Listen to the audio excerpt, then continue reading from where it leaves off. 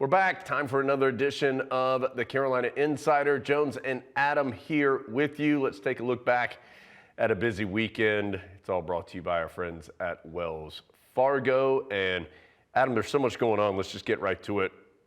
When you win a national championship, you start with a national championship. Carolina's field hockey program winning an NCAA best 10th national title. And Adam, this team was good enough to win it from the very start. They finished the year undefeated. They were number one a large majority of the season. The only other team that was ranked number one during the season was Northwestern, and that's who the Tar Heels beat for the title 2-1.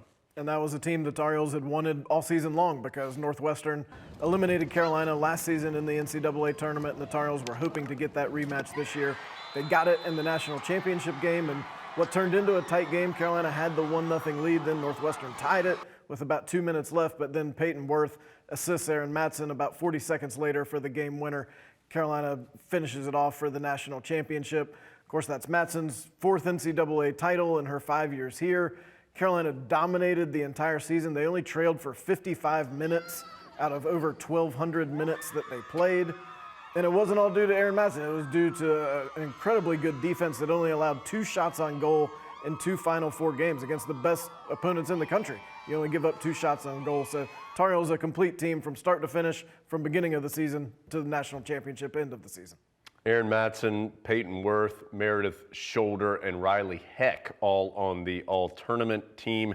Matson finishes as the NCAA tournament's all-time leader in points and goals. She finishes her decorated career third all-time in NCAA history, regular season tournament, third in points and goals, a 5-time first-team All-America, 5-time ACC Offensive Player of the Year. What a terrific career, and it's capped off with another national title. Congratulations, Karen Shelton, her 10th as a head coach. That's more than any other school has in total, so congratulations to all involved with Carolina field hockey.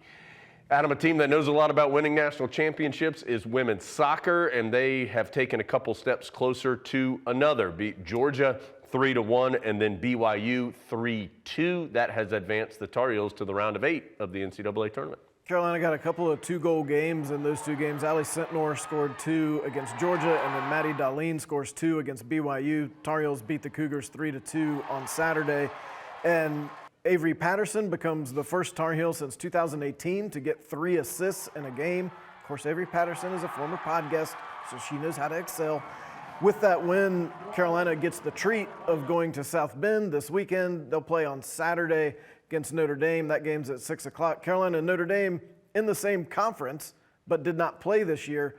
So that'll be for the right to come back here to Cary to play in the College Cup as the ACC, Jones, dominating the women's soccer tournament. Yeah, 8 teams remain. 5 of them are from the Atlantic Coast Conference, so some terrific soccer being played all season long.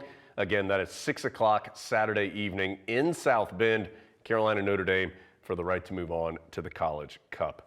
Adam, let's talk a little cross country as the NCAA championships were this past weekend, and what a finish for Carolina on both sides of things. It is the first time in school history that both the men and the women finish in the top 10 in the same year. The women finished 5th nationally, the guys finished 10th nationally. And this has been an interesting progression. It seems like every year, both these, the women and the men, taking some steps forward. And this step forward for the women is their best finish ever. That 5th place, the men in 10th, their 2nd best finish ever. So clearly, both programs on the rise. A great meet for Parker Wolf, who finishes 9th overall. He's the highest ACC finisher. That earns him All-American honors. He's only the 2nd Carolina runner, men's runner, to be a 2-time All-America, and the other was Jim Beatty, who was in 1954 and 56. So Parker Wolf doing something that hadn't been done in over half a century.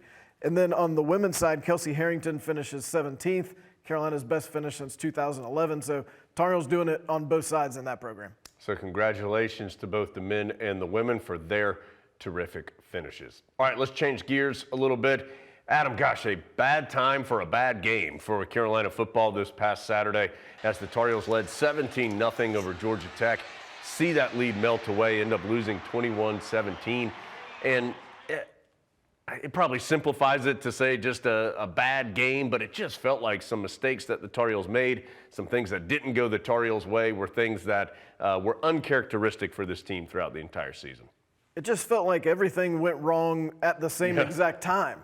Once Carolina got up 17-0, and Mac Brown mentioned it, the Tar Heels got a big run from former podcast Elijah Green, 80-yard scoring play that it felt like everybody kind of relaxed a little bit and said, okay, this is going to be easy against Georgia Tech. Tar Heels built that 17-0 lead, but the Jackets scored right before half.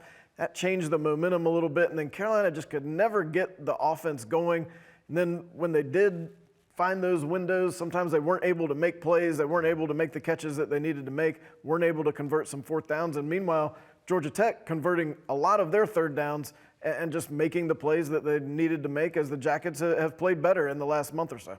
Tar Heels were just 2 of 5 in the red zone. That is, coming into the game, Carolina all season, there had only been 2 instances in which the Tar Heels had not scored in the red zone unless the Tar Heels were taking a knee to end the game. So that's just twice all year, and then they do it 3 times in this game.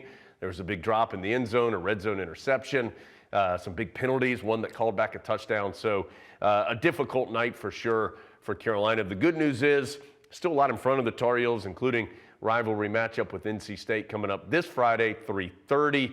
We'll be on the air at 2:30 from Kenan Stadium. And of course, next Saturday, Tar Heels are in Charlotte against Clemson in the ACC Championship. Adam, let's change gears to basketball, men and women. We'll start with the guys. Number 1 in the country, 4-0. They complete this 4-game homestand to start the year with probably their best performance of the young season, 80-64 over a really good James Madison team. Terrific first half for the Tar Heels, kind of cruised in the second half in a herky-jerky second half with a lot of foul calls. We will now find out a lot more about the Tar Heels. Their next 5 are on the road. 8 of their next 10 are away from Chapel Hill. This is a really tough stretch coming up. Carolina going to be able to do it with a little closer to the roster Hubert Davis thought he might have for this year. Puff Johnson came back against James Madison, and you could see the difference he made even in just 13 or 14 minutes. He is someone who's going to be in the rotation. You also know, of course, Armando Bacot going to be in the rotation. We had talked about Carolina needs to do a better job on the glass. All he did was go out against James Madison, get a career-high 23 rebounds, so decided he'd just do it all himself. But the Tar Heels going to need similar type efforts out in Portland, open up with the University of Portland, but then things are going to get tougher no matter what happens in that PKI bracket, as it is a loaded field. Also do want to mention Leaky Black had a career high in rebounds in that game against James Madison with 12 in addition to Armando's 23. But that bracket in the PKI, after the Portland game, Carolina will play either Villanova or Iowa State. The other half of Carolina's bracket, Oregon, UConn, Alabama, Michigan State. So some really good teams. Tar Heels will face some quality competition here coming up over the next week or so. The women, up to number 8 in the country. It is the first time in more than a decade that the Tar Heels have had both their men's and women's team in the top 10.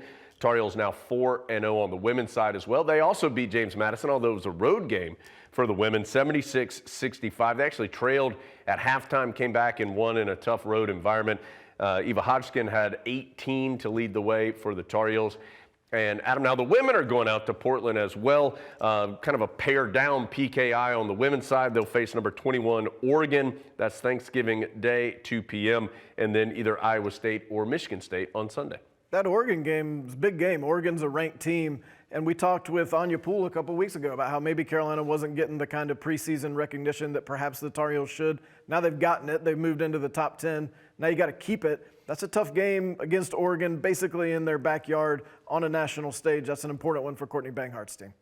All right, so busy time, but that'll do it for us this week. No interview this week on the video pod, no social drive either with Thanksgiving.